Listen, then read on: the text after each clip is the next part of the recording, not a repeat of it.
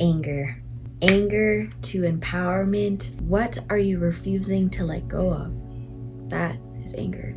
As a child, I was scared of my anger. My guardians would always show me who could be the more aggressive one. I was never taught how to calm down and genuinely process my thoughts and emotions. I was only told to just stop. Never mattered the reason. If I cried, it was silenced or forced to stop with physical aggression or threats. I was never asked why I cried, especially in a non-threatening way. My vulnerabilities triggered everyone in my family. Soon, it became a trigger for me too. Since I could remember, I had a constant thought that no one ever wanted to understand me or put effort into me. My tears never brought anyone closer, just more avoidant. If the people in my direct day-to-day didn't care about what I went through, why should I care? No matter what it never was enough to be acknowledged. So why did I ever put more thought or energy into it? I learned really young that to stop feeling my emotions was to feel something else. That usually meant a physical distraction. Disclaimer, this is going to be a trigger warning on self-harm, so if there were many times I tried to hurt myself with tools, but I never was courageous enough to make a significant impact on my body. Instead, I took to a really easy route of distraction. The first thing I thought of at 14 to distract myself from feeling, and with cowardice, was to drink. I started drinking at 14, like regularly. Every birthday of my friends was an amazing time for them, but a really great time to get absolutely shit-faced and blacked out for me. I loved forgetting who I was when I was intoxicated. I knew early on that drinking brought out a more open, confident side of me, a very easygoing, friendly side of me. And that's another reason I looked forward to parties. That was a time during group settings where I was acknowledged. I couldn't understand that correlation though at the time. I was 14. Sober Cynthia was shy, opinionated, very quick to temper, and just generally confused. Back then, I really couldn't explain why I loved to party. Why so early? It was just something I looked forward to. I brought in judgment really early on from the people I was surrounding myself by, because who starts partying this hard at 14 when you have 18 and then the rest of your life? Like, why start so early? But for me, I was just like, feels good. Truly didn't feel like I had anything else going on in my life that made me feel that good. Anger, like any emotion, will release regardless. As much as I didn't like getting angry, I'd have huge blow-ups after so much feelings being bottled for a while. I'd be so explosive in throwing things, saying as hurtful words I could think of, feeling the adrenaline and relief of it finally coming out, then regretting how it came out soon after. Most times in that moment, I wanted others to feel how I was feeling, wanted people to feel the pain I was feeling inside for once, or so I thought for once. And even if it meant me doing it to them, at least we're both feeling it then. I was blinded by confused aggression a lot growing up. But this was normal, right? This was how everyone reacted around me growing up. In my family, there would never be an apology or a recognition over what happened. We just forgive each other by simply laughing, doing the next thing, changing the subject, because that's normal, right? Now, what did I have to be angry about so young and so much? My boundaries were crossed and violated heavily. I didn't even know that was a thing, to even have boundaries. Like, what? In my family dynamic, and as the eldest sibling, I was never allowed to be alone, especially when the other kids were present. Any kids. For as long as I could remember, I had the responsibility to watch over other people, whether it was my own siblings or my grandparents' friends' kids, which were a lot. To make this less confusing, I grew up mainly in 3 different homes. My parents were never together at any point in my life. I've never seen them together. They separated after my brother was born, and that was a year after me.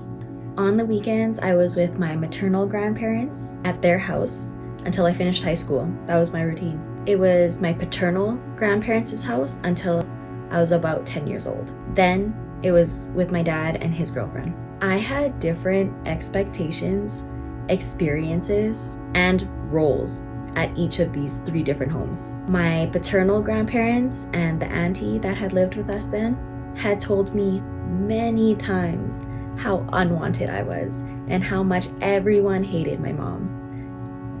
I was told that almost every week. I'd watch this auntie steal from me constantly, money that was given to me from my maternal grandparents and my dad sometimes when my mom would visit. Sometimes she would steal this money from me and say it was compensation for her having to take care of me. What am I gonna do with the money? That's what she told me. I learned what entitlement was really young from her. At this house with my paternal grandparents, they didn't like my free spirit of going outside whenever I wanted to go outside. We had a lawn, we had a backyard, but I was not allowed to go outside by myself. Understandably why, like I could see it from a safety standpoint, but it was the fact that they were in the house. It wasn't like I was home alone. They didn't like a lot of things concerning me. They didn't like me at all, so I was very aware to be as out of their way as possible, because if I didn't stay as quiet, as out of the way as possible, I'd face physical consequences for it.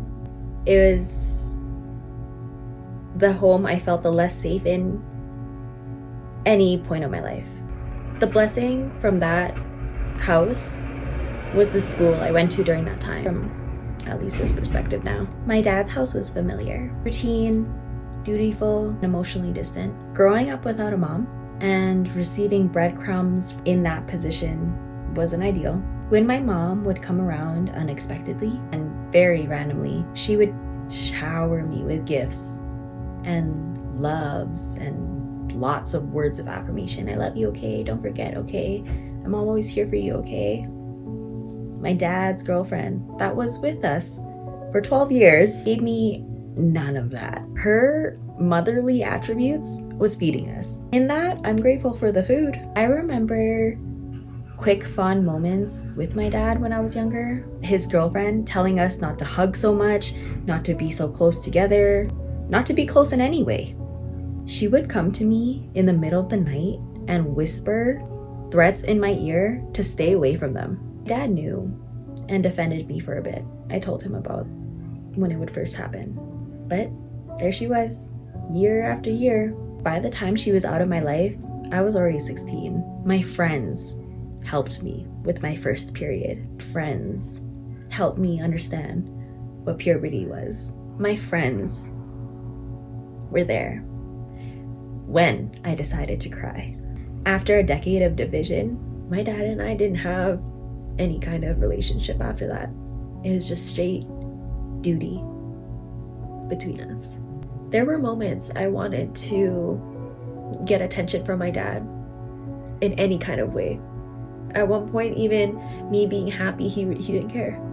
Like anytime I showed anything, there was just no reaction. So there was one time I got blacked out drunk at 13 with one friend, and we were found by friends in a pitch black field, like in the middle of the night. He picked me up. My friends called him and he picked me up. Nothing. The next day, I came out of my room, shamed, hungover, looked at him. He looked at me and then looked away. She looked at me and looked away. And that was just all we did. We didn't talk for a couple days after that, and then normal after. There was a reaction when my dad found a boy in my bed. He was mad about that. He wasn't even mad when I stayed out late on school nights in junior high. This is before I was 16. Just nothing I could ever do that got any kind of reaction. Forget relying on her for anything. I was scared of her at first when I was little, and then very quickly became resentful. Their breakup didn't make the relationship between my dad and I better. It stayed distant, and dutiful. My anger was always handled alone in the house. My emotions were always too much for everyone. It was always, let's leave her alone and wait till she comes talk to us. No one in my family ever checked in on me when I was sad or mad. It was always up to me to reset the tone. I grew really angry at my dad for never choosing me or tried to understand me. Saying this aloud, I realized that's exactly how it reflected in all my relationships, especially most recently, within the last 3 years. It was many different people having someone else, having me on the side, making me feel very last option, and ghosting me. That has been my romantic experience of the last 3 years.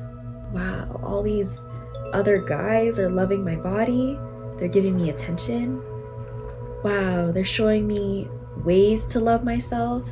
Wow, they're letting me know good qualities about myself. They compliment me.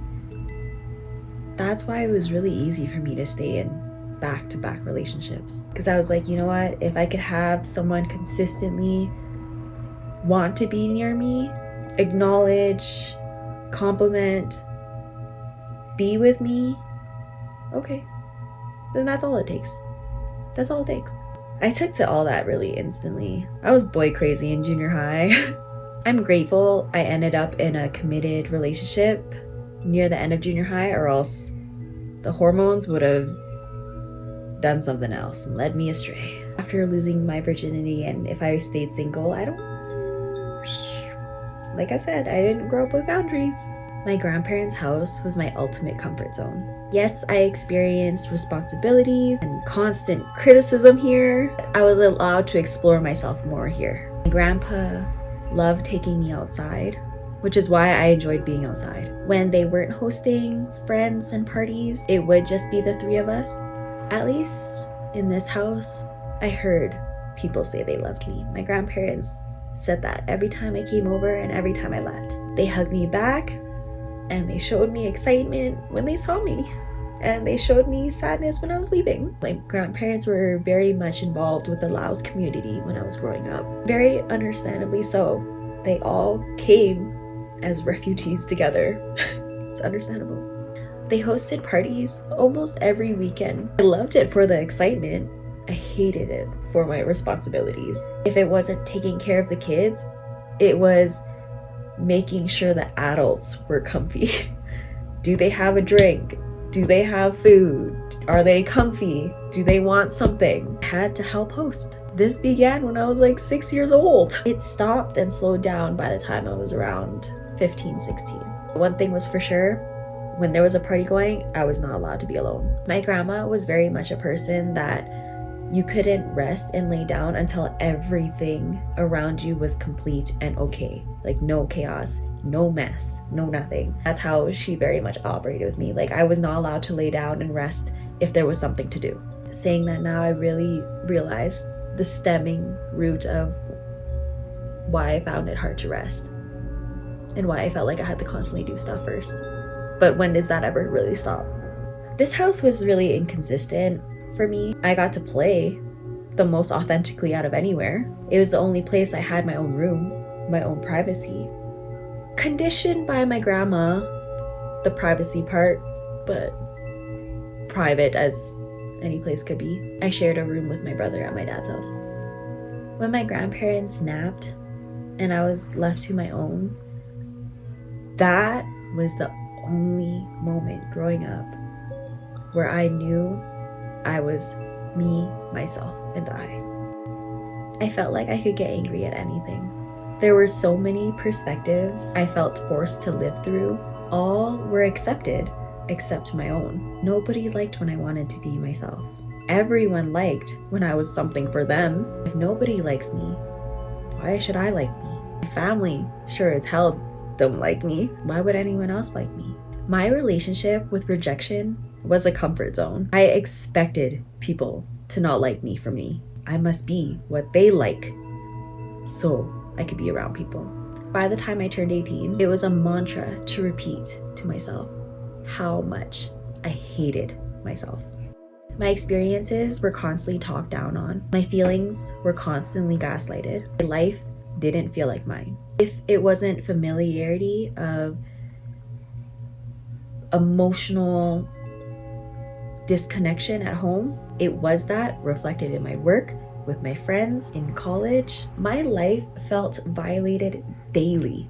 Stuck in what everyone didn't want me to do that made me feel good. I was stuck in a loop of shameful external perception, excruciating loneliness. Since sacrifice came easy to me, I did that. At least home, at this point, I felt autopilot in, forever masking in the place that's meant to be my external, consistent safety. As long as I was treated 1% better anywhere else, I'd be there. Didn't matter that I would work 16-hour serving shifts with no break. As long as the energy went somewhere, I was somewhat acknowledged. Didn't matter that my friends wanted me to drink with them when they were sad and I had work the next morning, as long as I felt wanted. Didn't matter that I had 2 jobs going to college, driving my grandparents to their errands whenever they called me, paying high bills because I was living outside of my means to prove I was achieving something to people who don't even freaking care. Growing up in constant violation showed me how easy it was to do that to myself. No boundaries, no emotional understanding, just didn't care about myself, just like how everyone else did. Words never meant anything to me because the actions always showed opposite. Everyone said they loved me, but everyone left. Everyone said I love you to me like it was just another greeting.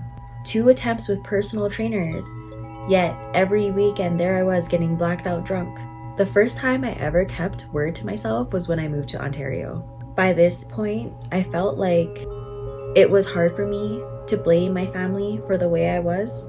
Their treatment was so ingrained. In the time when it was, I couldn't see how every one of my connections resembled a prominent family member. In each of those connections, it was a story of violations and neglect. Every time I wanted to blame my family for what they did to me, to how things have been created as a cause from their effect, they blame it right back onto me. How I am having the choice right now to feel that way. It's my fault for being affected by this. It's my fault for feeling the way I am. It's my fault for reacting. My fault for caring about this in a way that hurts me. It's my fault for being hurt. My mindset at this time was so confused. Everything wrong was my fault, and everything right wasn't done by me. Before moving away, I was addicted to intoxication for 4 years. Partying was my only escape from hell. Drinking, drugs was so good for so long. Through partying, I forgot my emotions a lot, burying it deep into my toes. My first year in Toronto was that too, partying. I was stifling the new triggers I was experiencing there and the old triggers that would be coming up. It wasn't until I tried sobriety for the first time after many years, I realized where my anger is rooting from. Every time I was alone, there was a memory, trigger, feelings that would come up, different every time. I realized more and more how much I was holding on to. My body, 60 pounds heavier than I am right now, carried pain. Not simply fat. It was pain. Painful experiences I never validated for myself. First moving away, I was still carrying shame to express anger. The first year of intentional healing was very hard. I'd get angry and then I'd feel bad for being angry.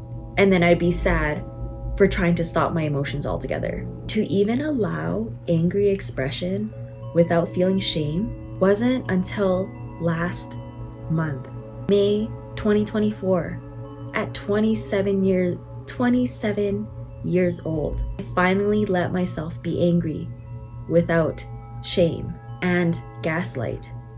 I know how violated I must have felt for me to reach that point. I let myself feel angry.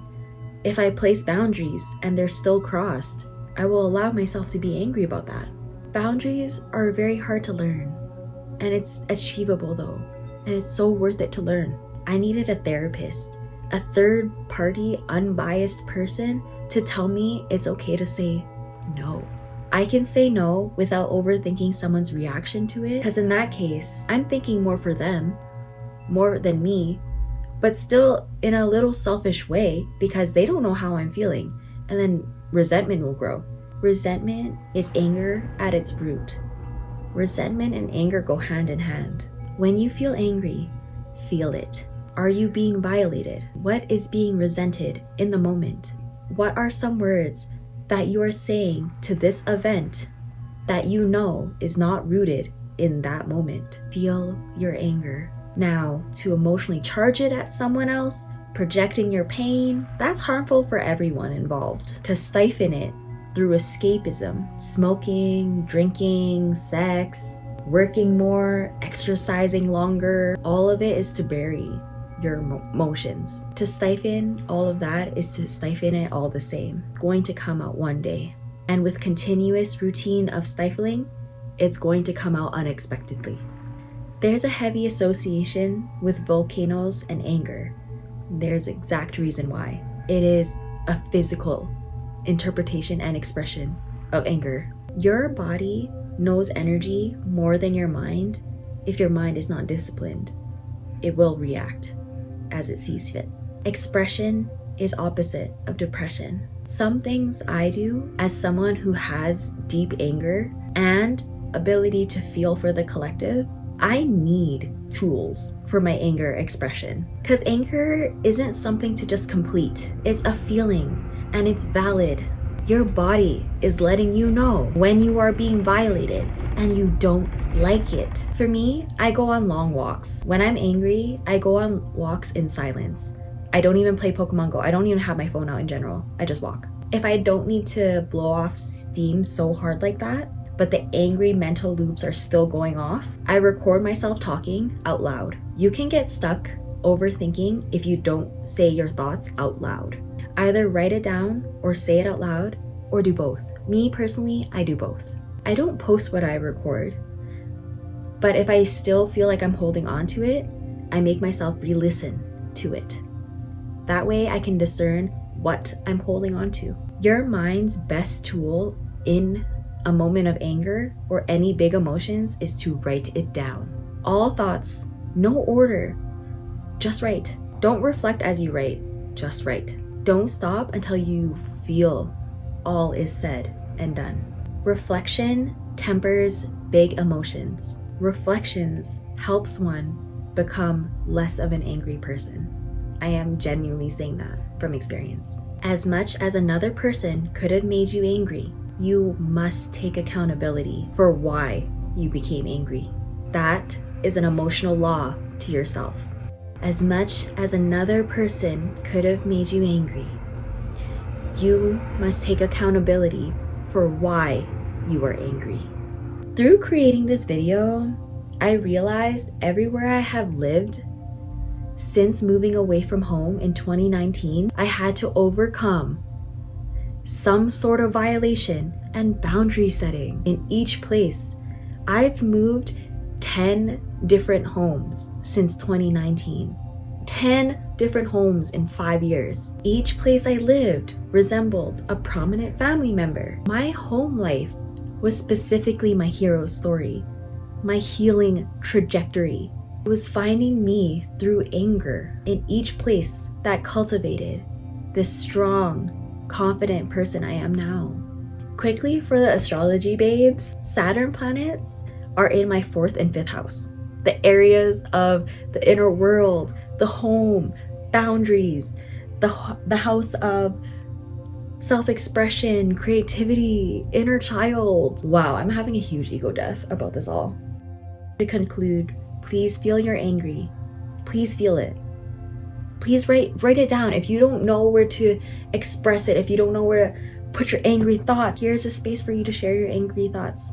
And then I want you to really look at them. Look at what you're holding on to and reflect from there. I will hold space for your angry thoughts, but I want you to validate them. I want you to be like, this frickin' happened to me. What am I gonna do now though? I applaud you for feeling your feelings. And if you have watched to the end of this video, please share red emojis to just feel those intense red colors. What does red bring out from you? Feel them and comment below. Thank you for watching.